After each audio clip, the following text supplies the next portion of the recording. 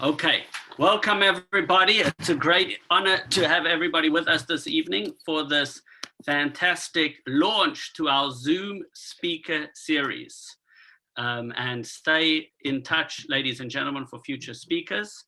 But we're launching it with one of the great communicators of Jewish ideas and Hasidus of our time, Rabbi Friedman.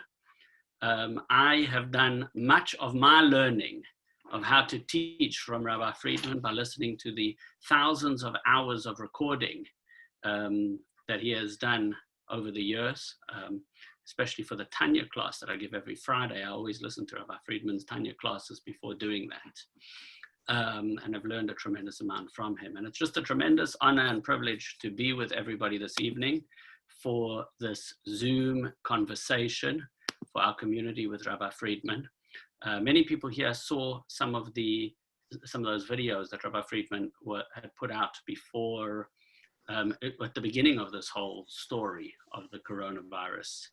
And we've all been talking about it. And so the opportunity arose to be able to have him with us. And we're very honored to have you. So Rabbi Friedman will give a presentation for about 45 minutes or so. If he wants to cut it shorter, that's also fine. And then after that, we'll do questions and answers. And I know people have questions. If you'd like to ask a question, just to try to keep things organized, you can write them in the chat. If you look at the bottom of your screen in the controls of your Zoom, there is a place where there's a place to write, there's a chat button, and you can put your questions over there. And if somebody doesn't know how to find that and you want to email me the question, I'm going to be the moderator when the question and answer time comes up so that we can do it that way. But we are honored to have the great writer, the author, speaker, lecturer, communicator, and chassid, Rabbi Friedman, with us. And I'd like to transfer now to Rabbi Friedman. I'm going to try to keep everybody muted except Rabbi Friedman. So please don't unmute yourselves. So this way the sound will be best for everybody. Rabbi Friedman. Good evening, everybody. How are you?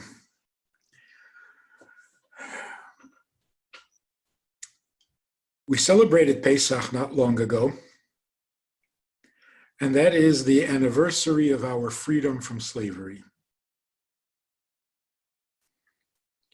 I can't imagine what it would be like if this whole crisis had happened in other months of the year.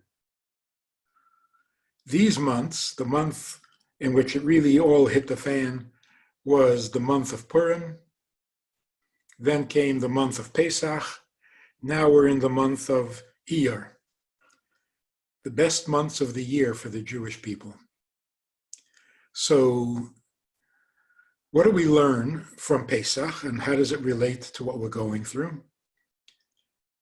We came out of slavery, not only the slavery of Egypt. We became immune as a result of the Exodus. We became immune to slavery, to all forms of slavery. Because what happened was, Moshe comes to Pharaoh and says, "Let my people go so they can serve me." Listen to what Moshe is saying to Pharaoh. You have a people, the children of Israel, in your country, and you have them enslaved to you. They are working for you. But God sent me to tell you that he wants them to work for him. So let them go. They're not meant to work for you. They're meant to work for the Creator. See, he didn't say anything about how cruel the slavery was. He didn't say anything about how harsh, how impossible, how destructive, how against human rights, against the Geneva Convention. He didn't say anything about that. He said, God wants us to serve him, so we have to go. That's actually the perfect argument and answer to every form of slavery, not only to Pharaoh. So anything that threatens to enslave us, we resist because we already have a job. We already have an appointment that we have to keep, and that is with God. So I can't be enslaved by any kind of government. I can't be enslaved by my own weaknesses. I can't be enslaved by laziness, because I have a job. I have a mission. I have an appointment with God at Mount Sinai, where God will tell me what it is he needs me to do for him as his partner in creation, because that's what we are. What happened to us this couple of weeks is that we were liberated from habits, from a lifestyle that had kind of locked us in. We were somewhat imprisoned by it. We couldn't even think our way past it.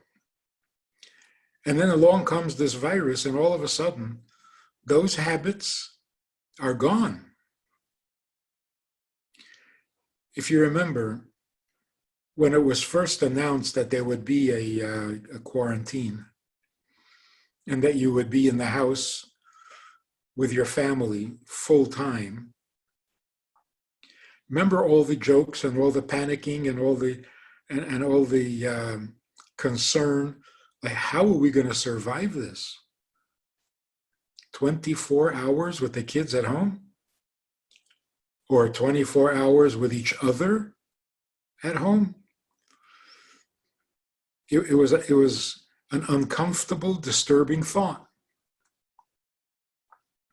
But now, when we look back at it, it's shocking and frightening that we could have been in such a mind space. The thought of being alone with your children was horrifying. Really? Is that what was happening with us? This is how we were living our lives? With a desperate need to get away from the family, away from the house, away from each other? Looking back at it, it's like, how could we have been that way? But there was a concern. Even the experts, the officials, were saying that, people being locked in a house together, there's going to be a lot of abuse. Do you hear any reports? It's the opposite. People are discovering that they really like being home. They like being with each other. Children surprise their parents. They love being home. Couples who were not getting along so well, once they were stuck in the house with each other, they saw each other differently. They were looking good. They were suddenly glad to have each other in their lives. So what has happened is the habits that we considered our lifestyle or our very life, traveling, going to work, going to school, shopping, going to sports events, to entertainment, to theaters, to eat out. That's what we called life. We even called it the good life. Now when we look at it, we realize that's not life at all. That's what you do in your free time, in your spare time. That's what you do when you're not alive and living. That's just filling time. When you're home, that's where you're alive. That's where you live. Because, look, it's been weeks. We haven't done any of those things that had become the content of our lives, and we're doing fine without them. So we've certainly broken the habit, the force of habit, but we've also began to think differently. So what is life? What is necessary? What is valuable? What should my life be about? And it's not any of those things. Not even school. Young people are discovering that without dating, whatever that means, I don't even want to think about it, which has become their life, without it, they feel better. They feel healthier. They feel more normal.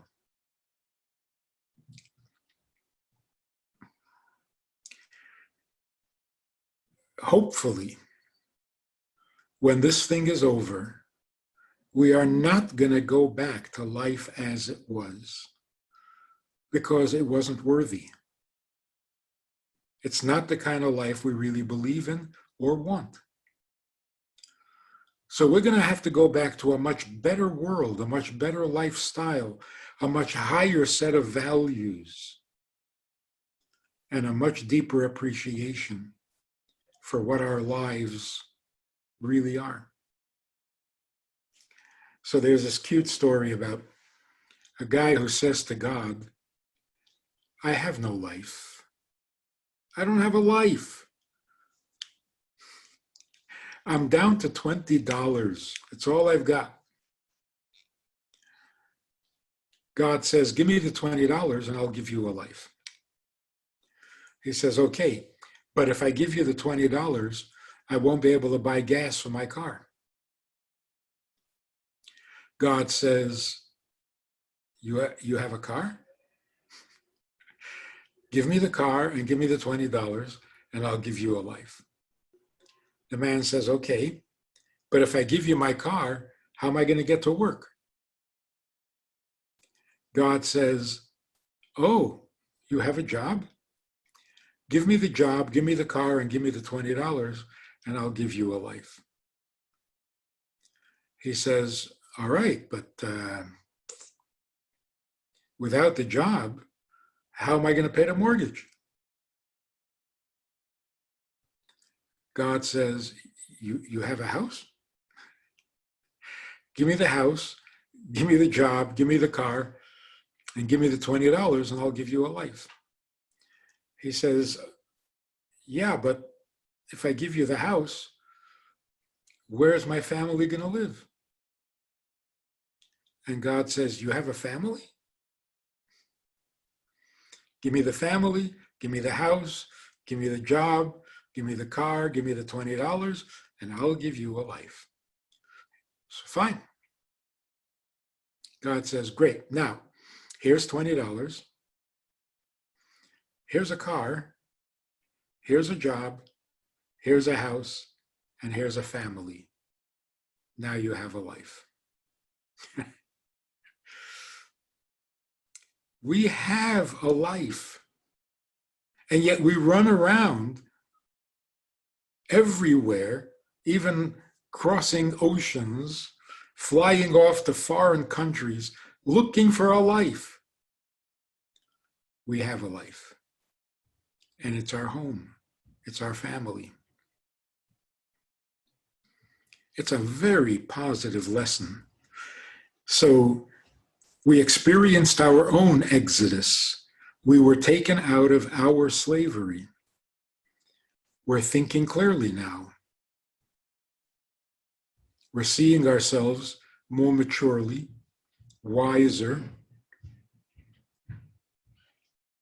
and better, kinder, less selfish. This has been an amazing experience. One of the amazing things is, I was talking to a woman who was completely alone in her apartment. No family, just herself. And she had to make a Seder on Pesach. She doesn't know how to make a Seder. She never did. She was always at somebody else's house for the Seders. Now she's at home and she's got to do it by herself. She was very concerned. This is going to be terrible. I'm going to be lonely. I'm going to be depressed. I'm going to make mistakes. I don't know how to conduct the Seder. I spoke to her after. She herself was surprised. She loved it. She did feel alone, but she also felt validated. She felt that she meant something, and that her Seder, as awkward as it was valuable. As if God was saying to her, all I want is what you do and what you do to the best of your ability, and that's great for me. You're sitting there making a Seder because I asked for it? That's beautiful. So that's another lesson that we've learned very strongly. Judaism is not a group activity. Mitzvahs is not a congregational duty. It's personal. God doesn't need large groups celebrating together. He wants each Jew to reach out to him through a mitzvah. In this case, the mitzvah of eating matzah and drinking the 4 cups and the bitter herb and so on. So God is telling us, we think of activities always in large groups. The more people, the better. The bigger the party, the more fun it's going to be. God is saying, don't impress me with numbers. Don't even go to shul. Stay home. And do your mitzvah to the best of your ability. And that's perfect.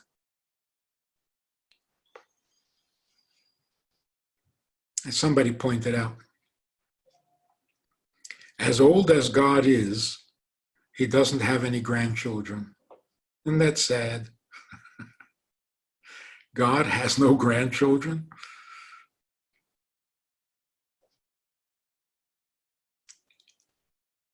He has no grandchildren because everyone is his child. So I'm his child. And my child should be his grandchild. But he's not. He's his child. My grandchild is his child. In other words, no one needs any intermediary between themselves and God. Your relationship to God is not extended family, but immediate family. You are God's child, not through your parents, not through your grandparents, directly. So God has no grandchildren. He relates to every Jew directly. So if you're sitting at home, not going to the shul, not going to the synagogue, don't have a minyan, but you're doing what God asks, perfect.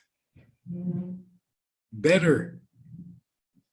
This is what God is trying to tell us. Now, spiritually, there's a whole nother dimension to this. People passed away and their family couldn't say Kaddish because there was no minyan. They weren't allowed to leave the house. So here people passed away and no one said Kaddish for them.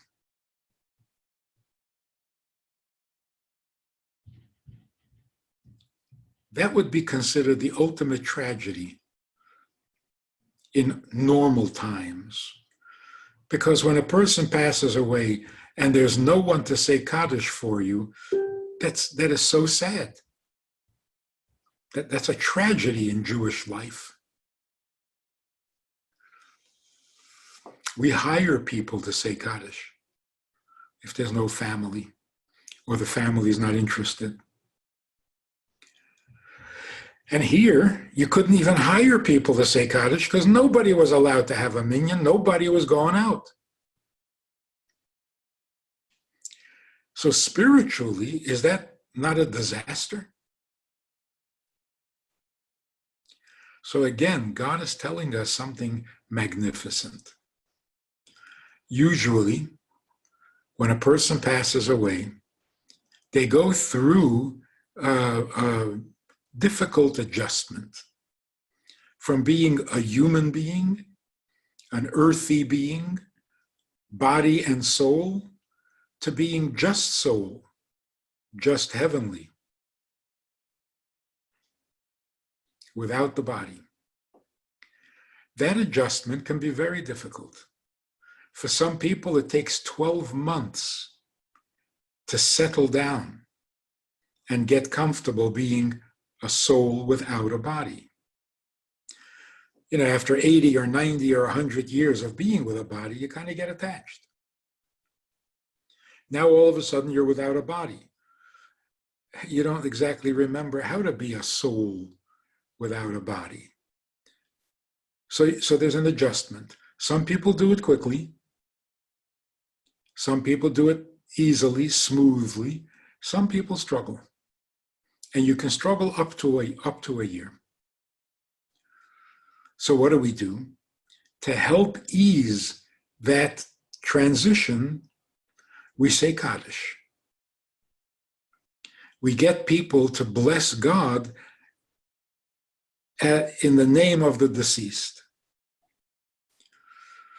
So when a lot of people are saying prayers because of the soul feels empowered to going back to being a pure soul without a body.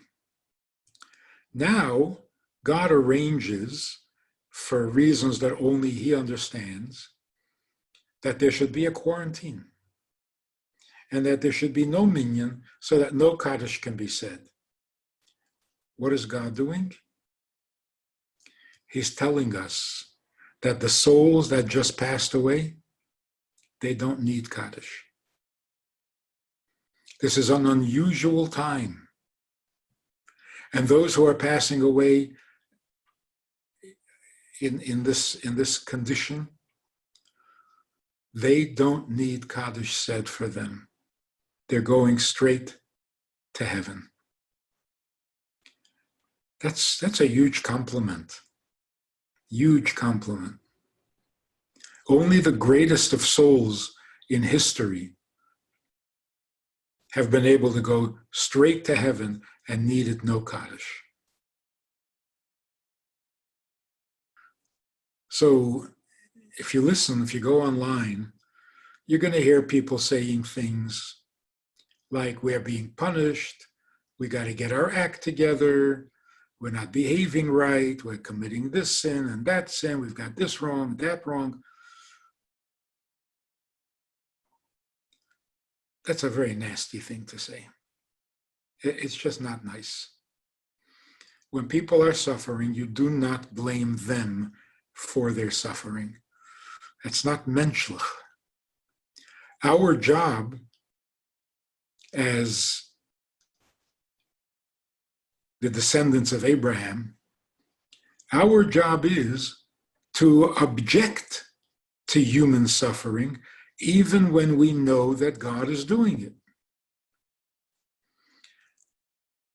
Like our grandfather Avraham, God came to him personally and said to him, the people of Sodom are terribly wicked. I'm going to have to destroy them.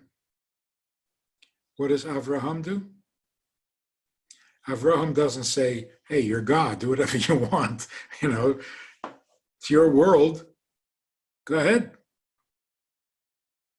He argued. He said, they can't be that bad. Aren't there 50 good people? No? 45? All the way down to 10. So we get our lesson. God does what God does. That's his job. Our job is to defend the people. God makes some people poor, hungry. What does he want us to do? Feed them. God makes some people sick. He wants us to heal them. God puts people in danger. He wants us to protect them. He doesn't want our assistance when there's suffering going on. When there are good things happening, he says, here you can join me. In making people well, I appreciate your help. In feeding people, I appreciate your help. But when, for whatever reason, there needs to be pain, God forbid, or suffering, God forbid, don't help me. Argue in the favor of the accused, even if they are accused. In today's world, people, I got to tell you, Jewish thinking has gotten into a very negative habit. We assume that all suffering and pain is punishment for sin. It's an old assumption. It used to be true. It's no longer true. It's no longer true. Today in our world, with the history that we've been through, particularly recent history, it is not possible, it is not even conceivable that God would be angry with his people. It just can't be.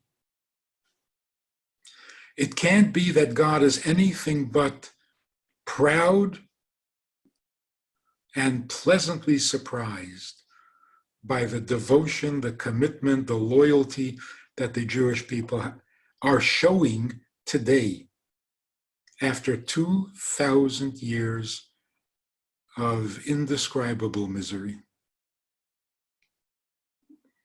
If you're familiar even a little bit with Jewish history, the last 2,000 years, they're impossible. And that's why everybody marvels at the fact that we exist at all, because it is against all odds.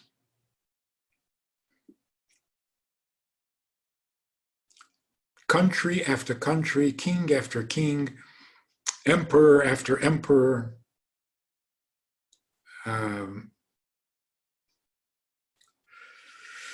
empire after empire have tried to remove us from the earth. Every one of them failed. We have holidays celebrating these events: Purim, Hanukkah.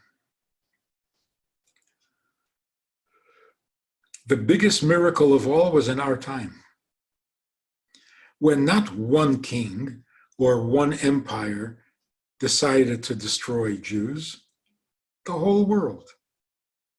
The whole world. There were no exceptions. Some were more aggressive, some were less aggressive, and some were totally passive. But it was the whole world. When the whole world gets together on a project, you expect that they would pretty much succeed. They didn't. And we're still here. And now we even have a country of our own. So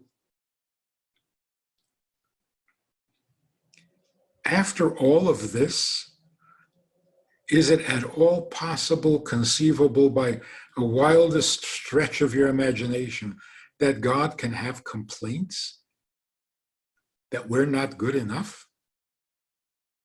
Oh, we know we're not good enough. We're the first ones to admit it. Now, I'm nothing like my grandfather. He was a special Jew. We all say that about our grandfathers.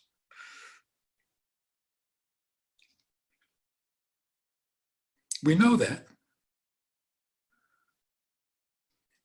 Doesn't in any way diminish the greatness of our loyalty, of our commitment, of our indestructibility. We belong to God, and that is never going to change. How good are we? How talented are we in the service of God? Well, let's not talk about that. But how Jewish are we? As Jewish as Abraham, as Jewish as Moses, as Jewish as King David, as Jewish as Elijah the prophet? What kind of question? Where we never compromised on our Jewishness. We can use a few more mitzvahs. We know that. But to say that God is disappointed with his people? No. To say that he's angry? God forbid. God forbid. And then to say he's not only angry, he's punishing? That's bizarre. That's completely ridiculous.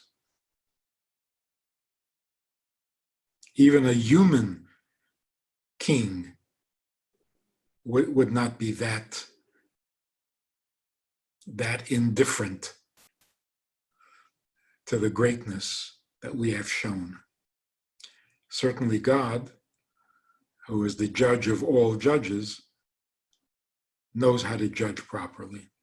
And in that judgment, Jews deserve only rewards, no punishment at all. So let's get rid of that idea. What is happening today is not punishment. That's absolutely certain. Then what is it?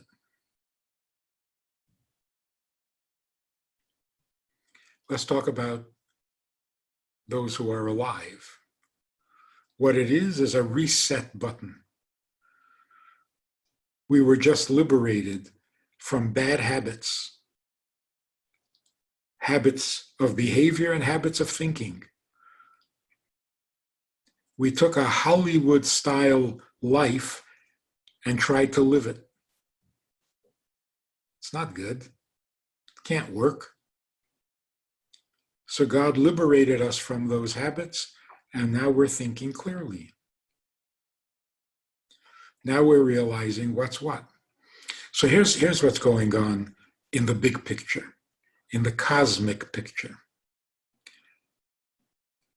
Since the eating of the tree of knowledge is called Eitz Hadas Tov Vora. It's the tree of knowledge of good and evil. Didn't Adam and Eve know good and evil before they ate? They knew that the other trees were good, this tree was bad. So they knew good and evil. The tree represents a mixture of good and evil. That in everything there will be some good and there will be some bad. In the world and in nature, nothing is purely good.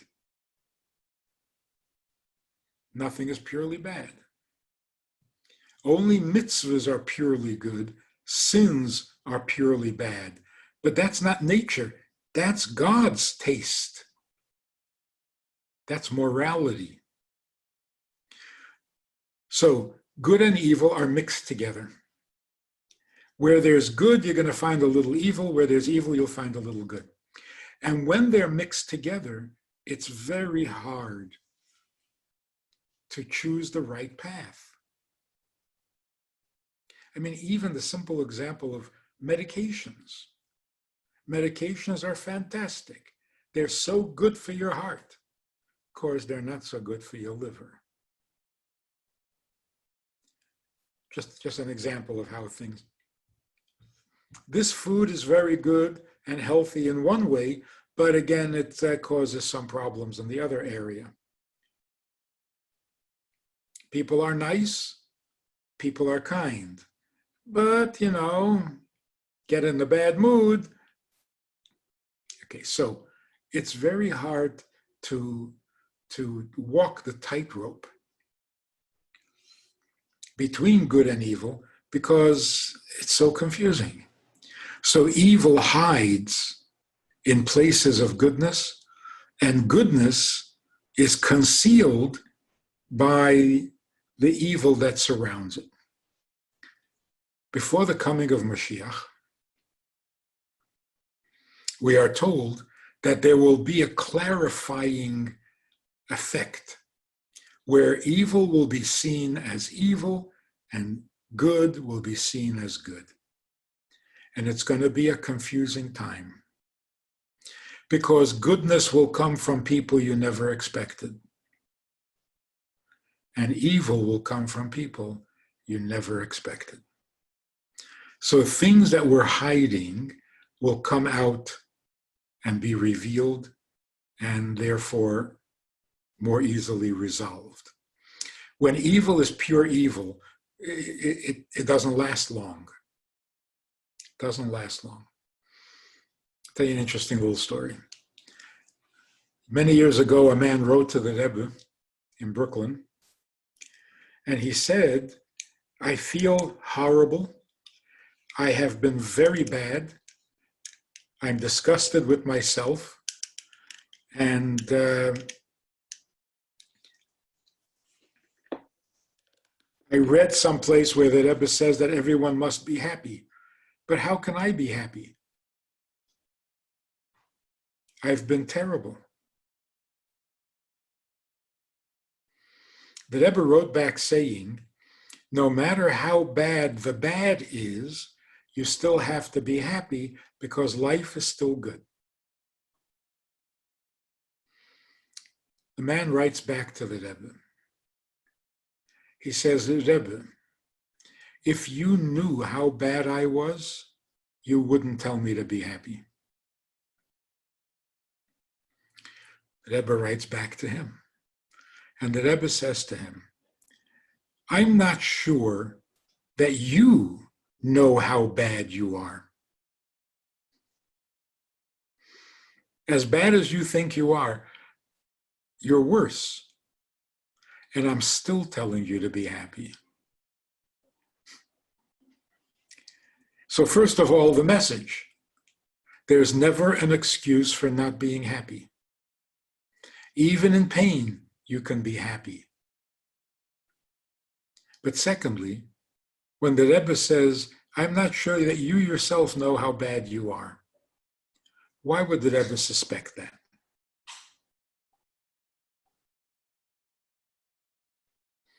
And it seemed that the Rebbe was being gentle, but it wasn't a suspicion. The Rebbe knew for sure. You don't know how bad you are. Why would the Rebbe say that? Very simply, if a person knew how bad he was, he would stop. It would stop immediately. The only reason that the evil continues, a person says, I'm so bad, I'm depressed, I'm disgusted. Well, so stop. Stop being bad. The only reason that happens is because the bad is kind of coded by the good. Yes, I'm bad, but I'm also good. So how bad can the bad be? So the Rebbe says, if you knew how bad you were, you would stop. It would be over. When bad is revealed, not protected by the goodness around it, it goes away. Because evil doesn't have a leg to stand on. It's like a parasite. You see, this virus is a parasite. That's the difference between viruses and bacteria. Bacteria are living cells or something, living somethings. They're alive. Viruses have no life. They're not living cells. They're lifeless, They draw life like a parasite from that which is alive. That's why there is bad bacteria, but there's good bacteria. Taking too many antibiotics can be unhealthy because it's killing off the good bacteria. So in bacteria, there's the good and there's the bad, and then there's the antibacteria, the antibiotic that can cure the bad bacteria. Viruses are not alive, and therefore there is no good virus. All viruses are bad, not like cholesterol, where you have good cholesterol and bad cholesterol. Viruses are all bad because they're lifeless. Lifeless is dead. Dead is no good. Can't do anything with it. Where there's life, there's hope. Even if a person is passionate about all the wrong things, take that passion and direct it in a good direction. But when you're lifeless, what are you going to do? And that's why that has to be avoided completely. There is no antibiotic that we know of that can get rid of a virus. And that's why we're so confused to this day. What do you do with a virus? So evil, in all its forms, is lifeless. It's a parasite, and it cannot exist without drawing life from the good, which is alive. So what's happening today, and this you can see in the news, even though the news is so misleading and so untrue. Like somebody once said, what you read in the papers, half of it is a lie. The other half is just not true. So what you can see in the news is that evil is becoming pure evil, and good is becoming pure good. They're separating. They're each coming out in their own, on their own, in their full glory. And when evil stands alone, it cannot last. A virus has a short lifespan. If you don't feed it, it's finished. So how do we not feed it? Here's the thing. When you are excited, when you're moving, then you don't grow any, what's the expression? Rolling stones gather no moss. When you're alive, you're moving, you're enthusiastic, you're excited, the virus can't touch you. It needs to draw life out of your lungs, but it can't get to your lungs because you're too alive for it. And that's why it is so crucial that we be excited, that we be optimistic, that we be enthusiastic, because that is the antidote to virus. Darkness can only be displaced by light. Lifelessness, you combat it with life. More life. The more alive you are, the less a virus can touch you. And that's why it is really, really bad, dangerous for the experts to say, this is out of control, we're going to lose 200,000 people, this is going to go on until next summer. This is horrible. It's costing lives, just the bad news and the pessimism. It's giving in to the virus. It's surrendering to the virus. The virus represents a loss of life. Well, so does pessimism. So does panic. We cannot panic. In the Middle Ages, people panicked. They had no idea what was going on. There were no hospitals. And the panic caused as much harm as the plague. The hopelessness, the despair, the surrender to the inevitable. That's horrible. It is not inevitable. Plagues don't have a life of their own. They're parasites. So to think that people are dying from the plague is wrong. Plagues don't have that kind of power.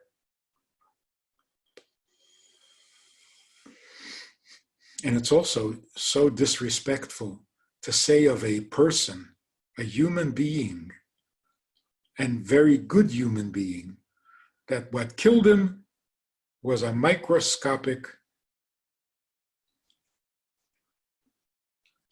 something that came from an animal. Is that what we think life is? Nobody dies before their time. Nobody dies for some silly reason or because of some ridiculous microscopic evil. You see, it's really, really important that we keep our heads on. I'm sure you've heard this. Somebody reports, so-and-so died yesterday. Of corona? No, something else. Oh, okay. It wasn't corona? Oh, okay. What's okay? What is happening here? Only people who die from the virus are tragedies. All of a sudden, all other deaths are okay. No death is okay. And the cause of death that is written on the death certificate is totally irrelevant. Except maybe for political reasons. But in terms of life, what's the difference? Nobody dies unless it's their time, and every time that someone dies, it's tragic. It's not the plague. Don't give the plague that kind of power. It's killing people. It's just a virus. So why is God doing this? I don't know.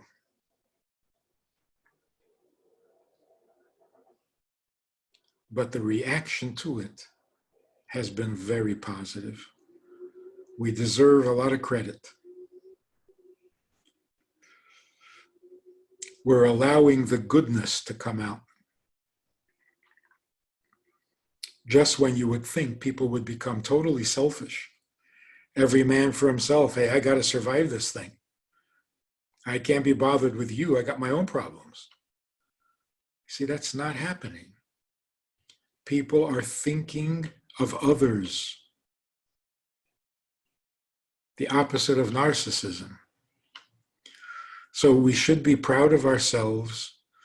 We should be proud of our people. We should know without a shadow of a doubt, nobody is dying because of a plague. Nobody's life is wasted by a virus. And look around. Bad guys look so bad. No hiding it. And good guys are looking so good. There's no concealing it. So that's what's happening. It's a difficult time. We're going from the old world to a new world. Every transition is painful and difficult and confusing. But one thing we know for sure, we're going in the right direction. The world is moving towards a better, holier, more godly condition. When this is over, we're not going back to our old lives. We're entering a much nicer universe. When the dust settles, we're going to be light years ahead in everything. For example, you're going to go back to work, back to business as usual? You can't. There is no business as usual. There's no money.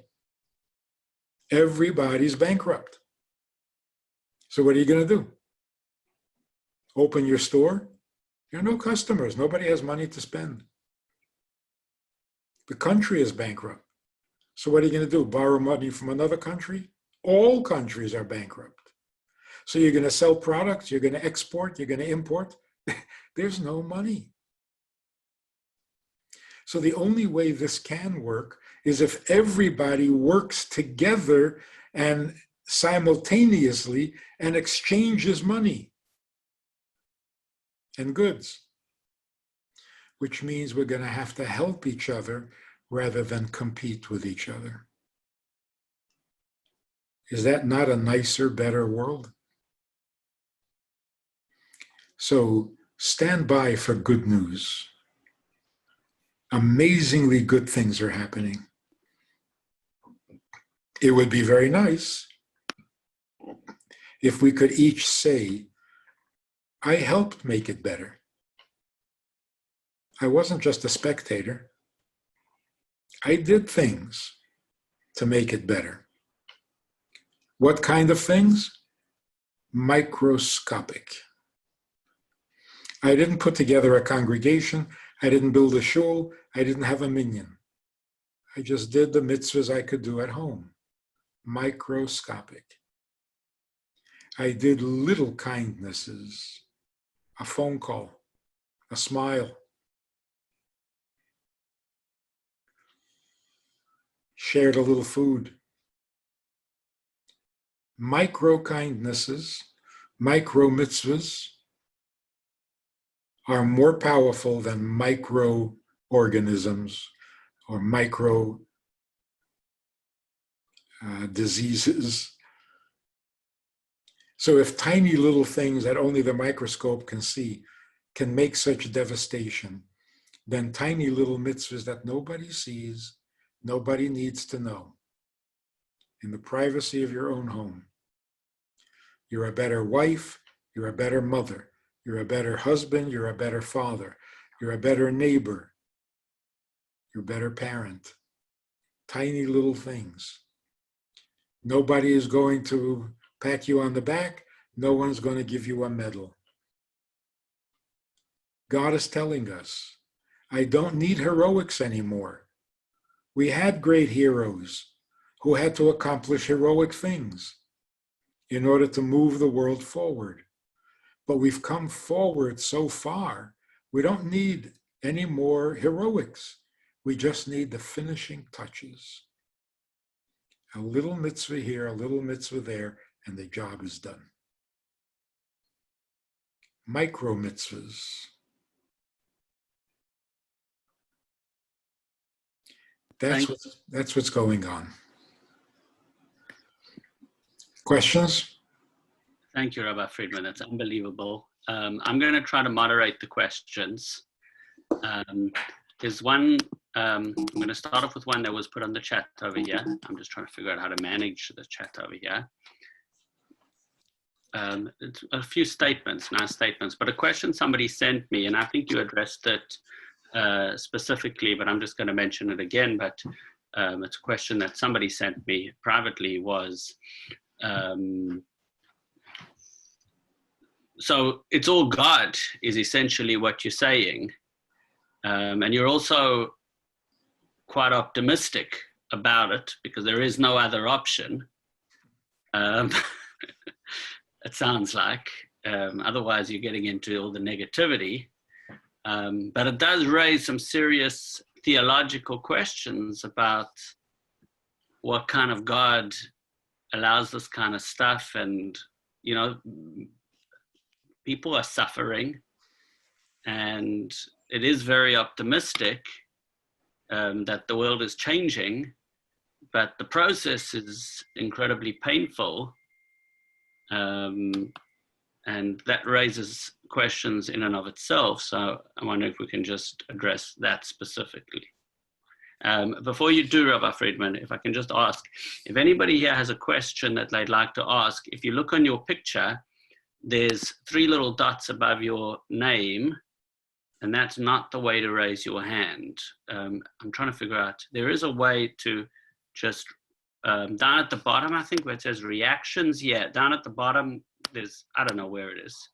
There's places where you can raise your hands with little icons, or if you just raise your hand physically like this, I'll keep an eye out for the people that want to ask questions, and we'll make a way to call on you, because we're going to keep your microphones muted unless we call on you. So if anyone wants to ask a question, find a way to put up the little symbol, or do that, or you could write it on the chat, or you can just raise your hand physically. But meanwhile, Rabbi Friedman, if you can talk to this question about the theological implications of so many people suffering during this time, and what do you think about that? Oh, 2 things. Firstly, it is so impressive when you talk to the people who are suffering the most. They're magnificent human beings. Secondly, optimism and faith, trust, we have to see those as weapons. God told us this is going to be a difficult world. This is the lowest possible creation. This world needs a lot of fixing. So when painful things will happen, when confusing things will happen, I'm giving you a weapon to use to fight back. And that weapon is optimism. So to ask, how can you be optimistic when there are so many problems? Well, that's exactly when we need to be optimistic. It's our weapon against despair.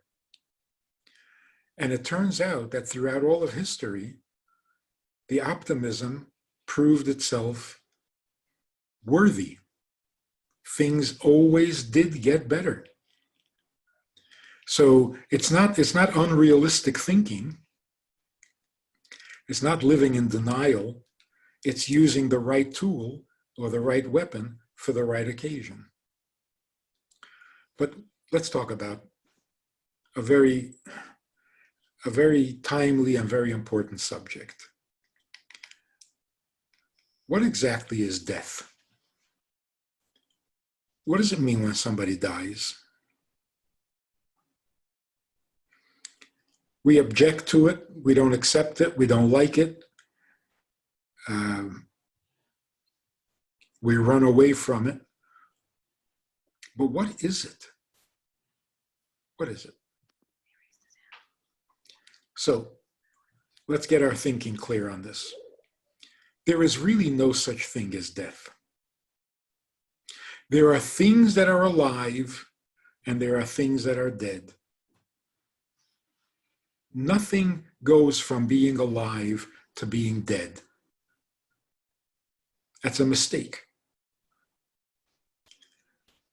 That which is alive cannot die because it's alive. That's what it is. It's living. It's like saying, can life die? No, life can't die. Can water be dry? No, water can't be dry. What happens is that the body, which is not really alive, it's made out of dust. It's made out of earth, is combined with the soul that is essentially a living entity. The merging of the soul into the body is so thorough that the body comes alive from the soul. And that's why when the soul leaves the body, there's no life. Because the body was never alive. It is not a living being. So, in a sense, it can't die because it was never alive. The soul can't die because it's always going to be alive. So what died? The Medrash says it beautifully. Your time on earth dies. You run out of time. So when that time comes, the soul goes back to being a soul, and the body goes back to being a body. So when the Torah says, from dust you are and to dust you will return, that's describing the body, which is telling you that the body by its very nature comes from dust and belongs to the dust. That's its nature, that's its natural habitat. That's where it fits best. And that's why we do not cremate a body. The body needs to go back to where it came from. It's like going home. Goes back to the earth. The soul goes back to where it came from. Where did it come from?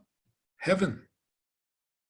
And that's why it's not a goal for a Jew to be very, very good and behave yourself and be very religious so that you can go to heaven.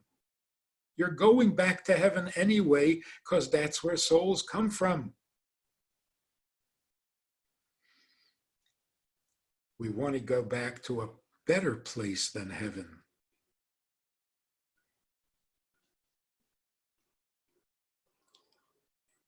Doesn't make sense to struggle for 80, 90, 100 years just so that you can go back to where you came from. Where's the gain? No, when the soul goes back to heaven, it's not the heaven that we're thinking of. It's a much better place. So, no, we're not interested in leaving earth in order to go to heaven. That is not a Jewish idea. So the expression, when a person passes away and they say, he's in a better place now, not Jewish. Don't say that. It's from a different religion. As far as we're concerned, there is no better place than right here. There is no better place. There are easier places, there are nicer places, but not better.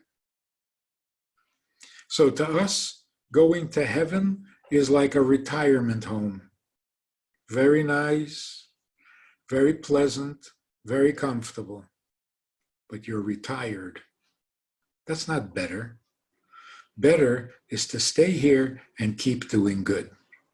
So what happens when a person dies? He ran out of time, the time that the body and the soul can spend together. The soul doesn't die, and the body was never alive. So when we say dead body, we're not saying it died, we're saying a dead body. Bodies are dead. Bodies never have life. They borrow life from the soul when they're merged.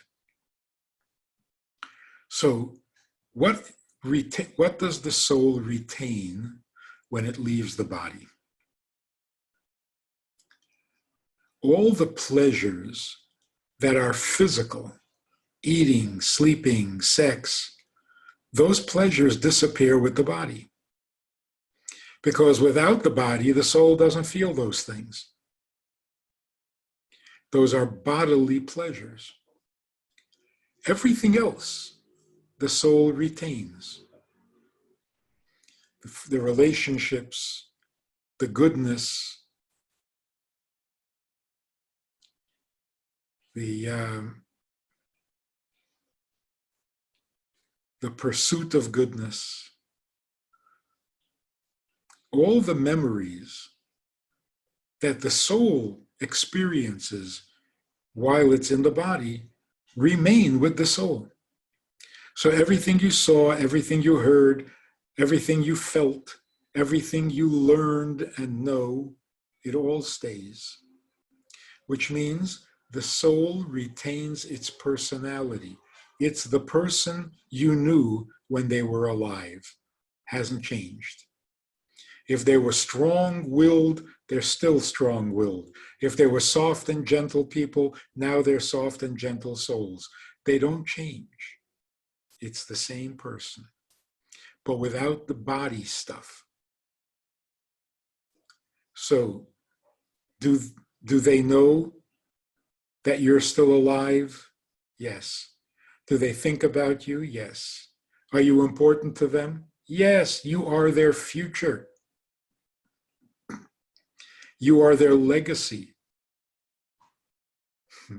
What do you think Jewish souls boast about to each other? Their children, their grandchildren. How cute they are, how innocent they are, how good they are, how smart they are. That doesn't change. That goes on in heaven too.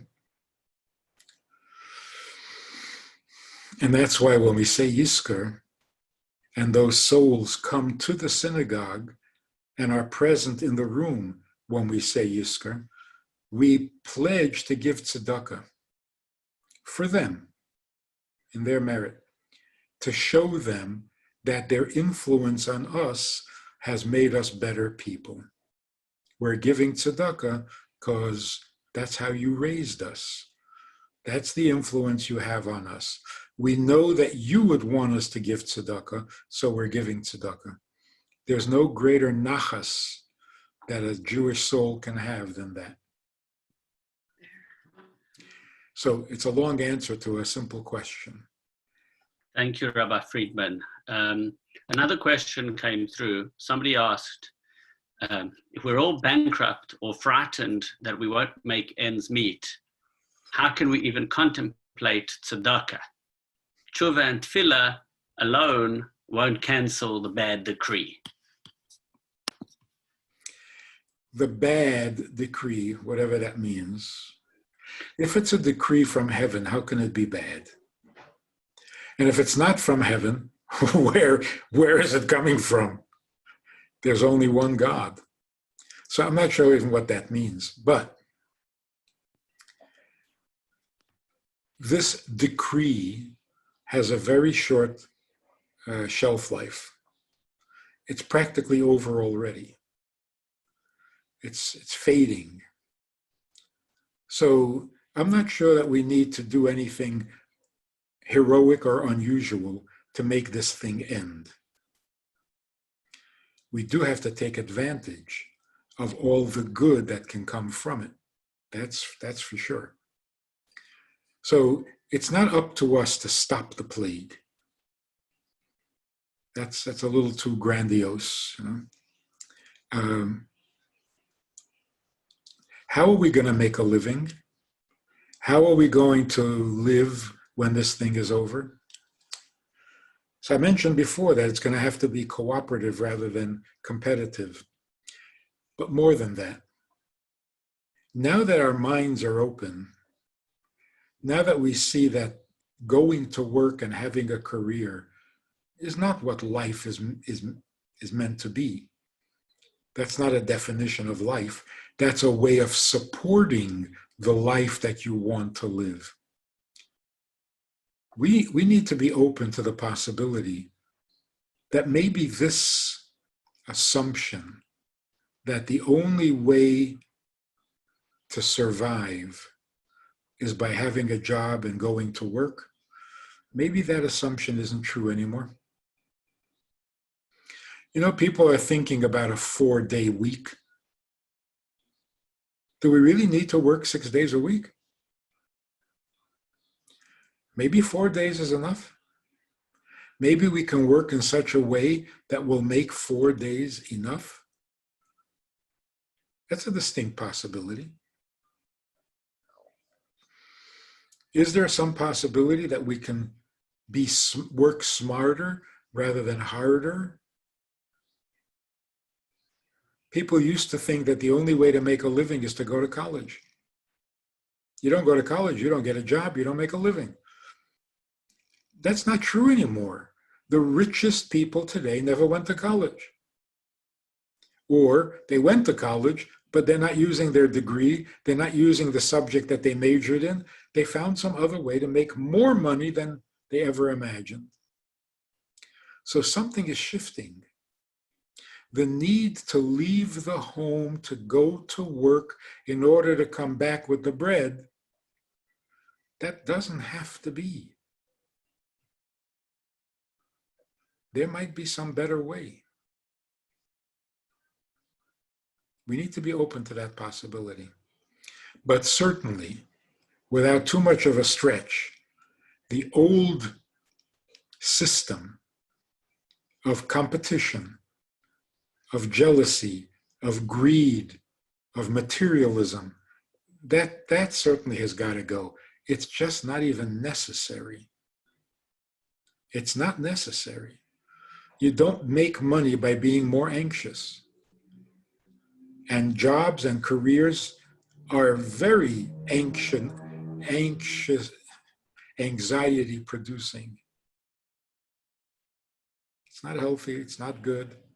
Hopefully it will no longer be necessary. There's got to be a nicer way.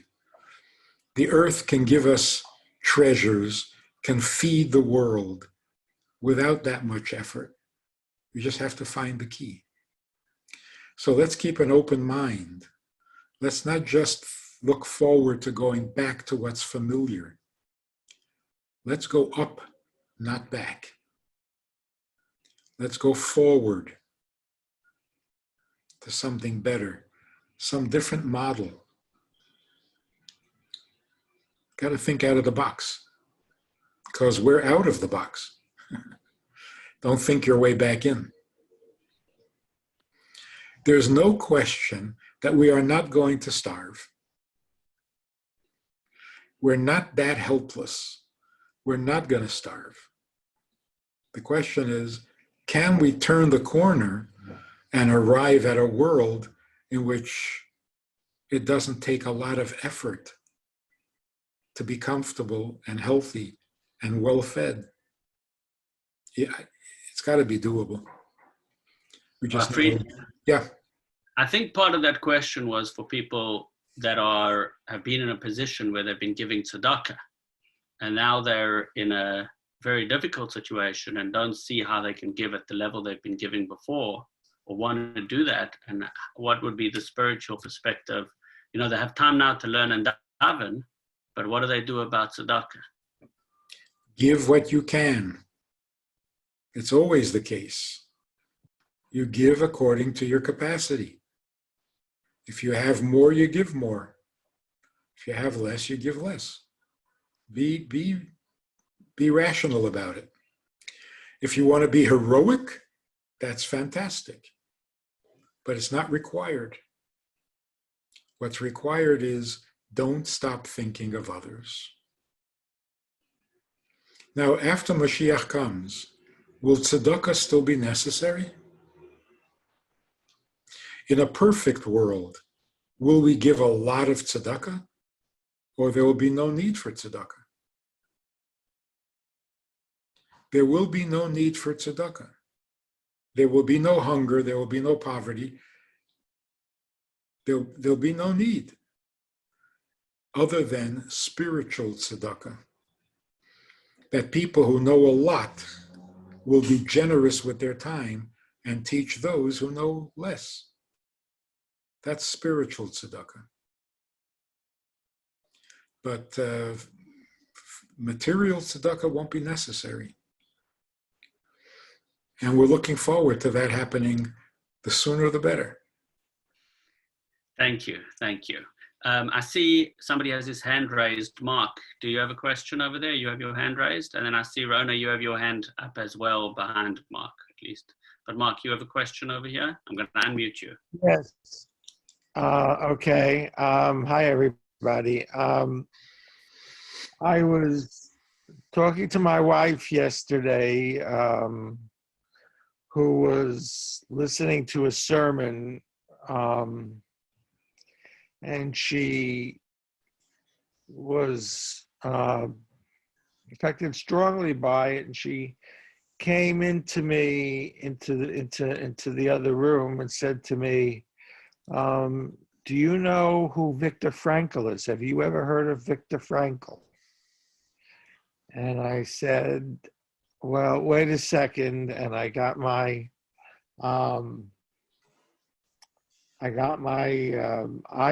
iPhone out and I Googled the Rabbi and and Viktor Frankl, and the story of the Rabbi and Viktor Frankl, and the extraordinary contrast of his heroism and his attitude and his positivity, all leading up to surviving Auschwitz, and then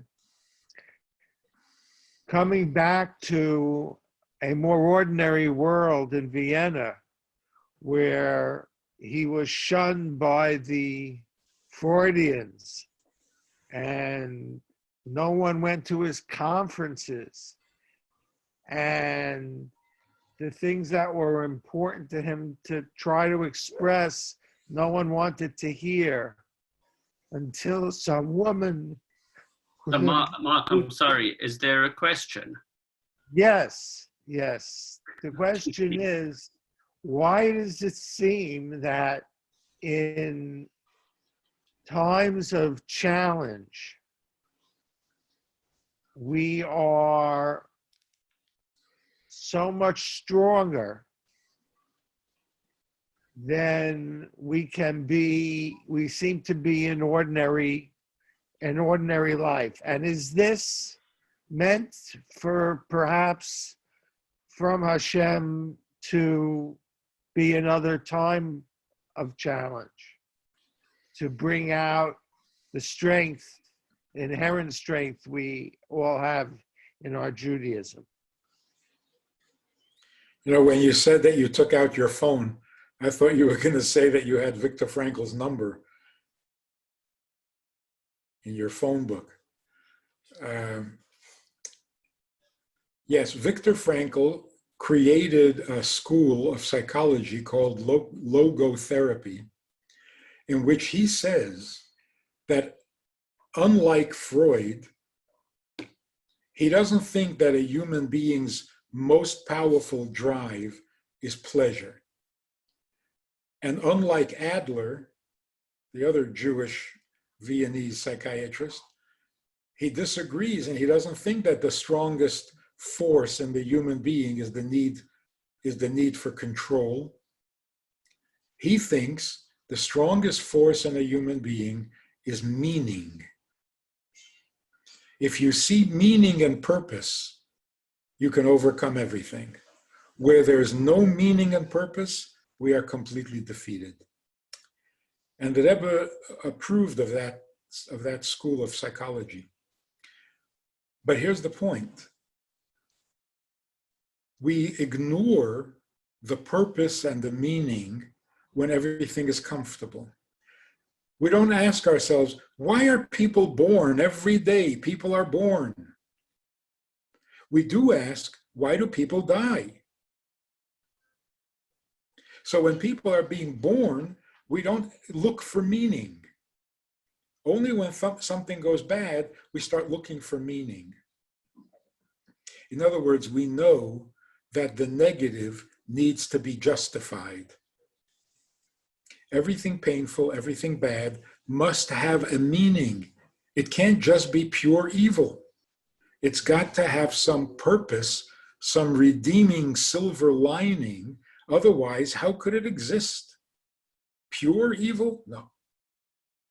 But when things are going well, things are going the way we like, we don't ask, what's the meaning? And so we don't rise to a more noble and to a more idealistic level. We're comfortable. Yeah, everything's great. Just had a child, had another grandchild. Good, things good. What is the meaning of life? Why would we ask what is the meaning of life? We like life. No need to dig deeper. It's nice.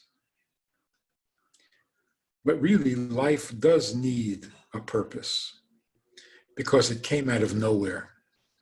There was no life, and then God produced it. Got to be a reason. So life doesn't exist just to be. It leads to a higher, better, more godly condition. We need to know that. So when something, God forbid, goes painful, now we ask, what's the purpose? Why is this happening to me? Do you ever ask, why are good things happening to me? Why am I doing okay? See, we're not challenged by what's good and comfortable, but we are challenged when things get a little painful. So that's why it brings out the best in us. But we shouldn't wait for bad things to bring out the best. We should respond the same way to good things and have good things bring out the best. And then we won't need the painful stuff. Thank you. Somebody asked me a question, sent me a question. If you could say one thought to bear in mind to give us courage, optimism, hope during these difficult times. In other words, a mantra of some sort to bear in mind. You know, there's that well-known, famous old mantra, this too shall pass. It's an amazing wisdom contained in so few words. This too shall pass. In Hebrew, it's 3 words. You can engrave it on the inside of your ring. What it means is, if things seem to be really, really bad, don't be convinced. This too shall pass. And if you're doing very well and everything seems to be going your way, don't become arrogant. Don't become callous, because this too can pass. So life is a wheel, and the wheel keeps turning. When you're at the top, it can turn to where you're at the bottom. And when you're at the bottom, as the wheel turns, you end up at the top. So flow with it. That's the old wisdom. The Rebbe added another. If you expect good, if you think positive, if you speak positive things, it will bring the positive results. The energy you put out attracts that kind of energy back to you. So literally, your thinking affects the physical world. If you think positive, you become a magnet for positive. If you think negative, you become a magnet for that. So what we need to do today, think positive. When you hear somebody is not well, assume they're coming back, they're going to be fine, they're going to recover, and then they're going to be immune, and they will be healthy for the rest of their lives. Think positive. It really helps.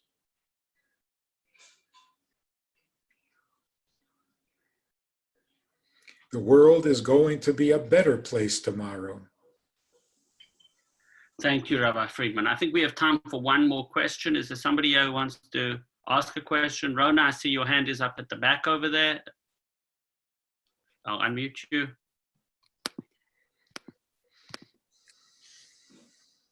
Rona? Yes, You have a question? I do. Thank you. Thank you. That was great. I have a question for those of us who don't have family, who have been alone during this time. I know it's been very difficult. And I guess I'm asking you, what is the lesson? I'm searching for the lesson that, or direction to go in for those of us who don't have children, who don't have husbands or wives or parents,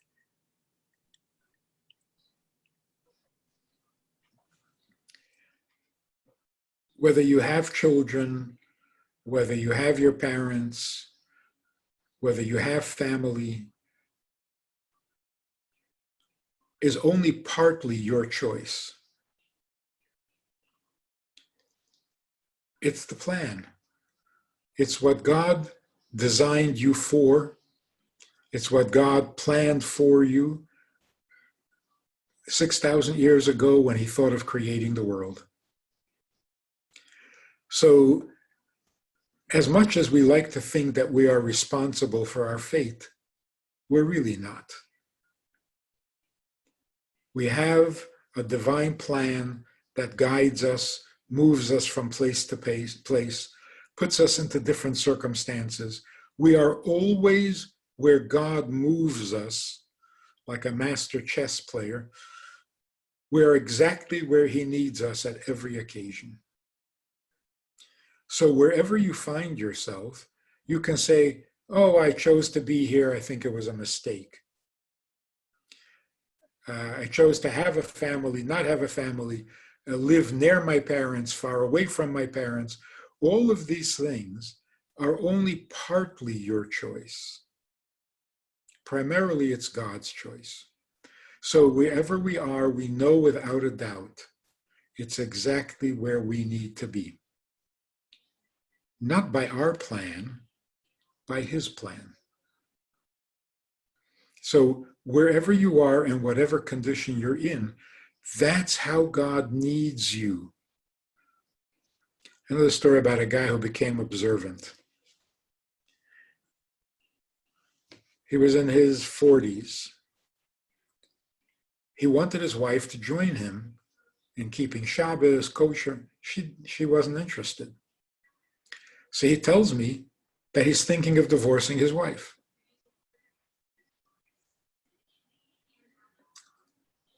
My reaction was, this is the one mitzvah you've been doing even before you became observant, and you want to stop that one mitzvah in order to become more observant? That's confusing.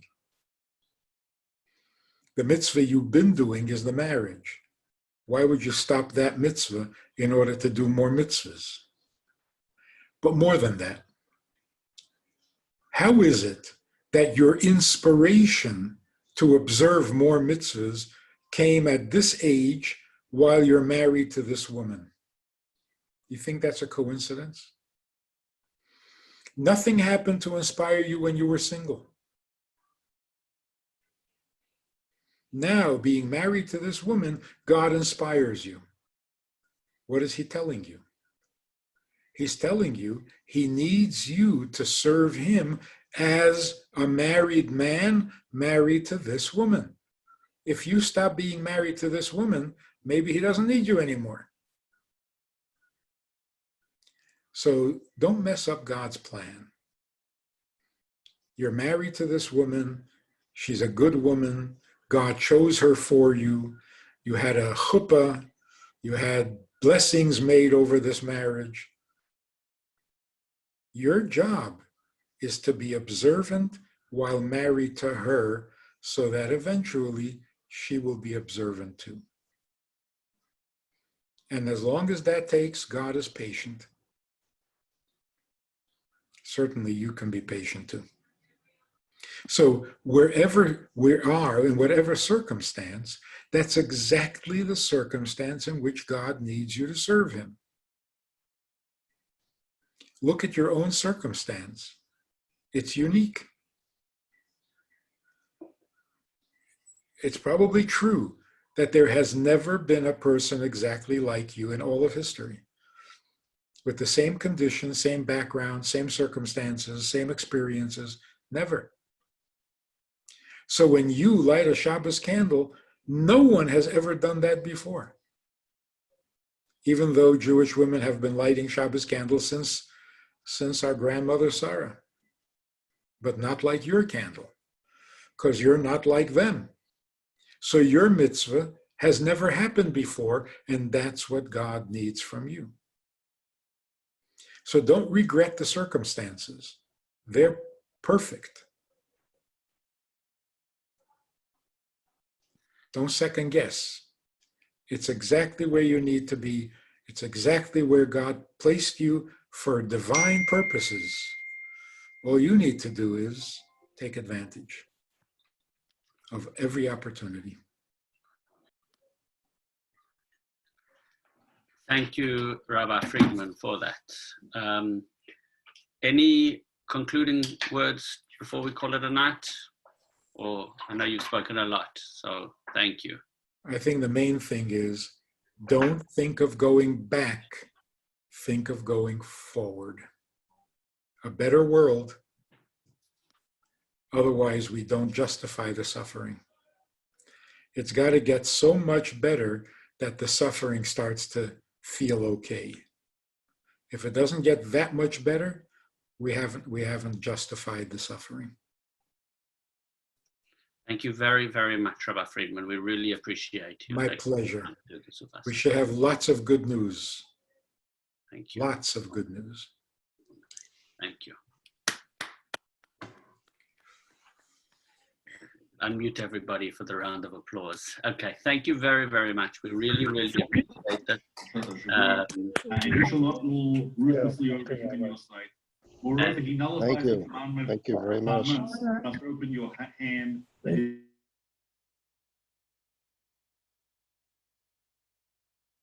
to unmute myself one more time. Thank you very much, everybody, for coming on and doing this. As I've said, this is the first in a speaker series. We're going to have others. I do give classes. If anybody would like to join us daily at 8:30 in the morning, you can email me for the link for that. A shorter class on Wednesday morning at 9:30. We have a class about the counting of the Omer, which is a time period we're in. Friday mornings, we do Tanya and Jewish spirituality at 9:30. If you don't have the details for where we do that, you can email me and I'll let you know. But it's really fabulous to connect with everybody and to echo the great rabbi that we just saw. We just will move forward and make it better and only good things. So thank you very much, everybody. And I look forward to future classes together. Make a new collection So much. Thank you very much. Thank you. Thank you so much. So my question to you, does Maimonides think that the redemption of captives is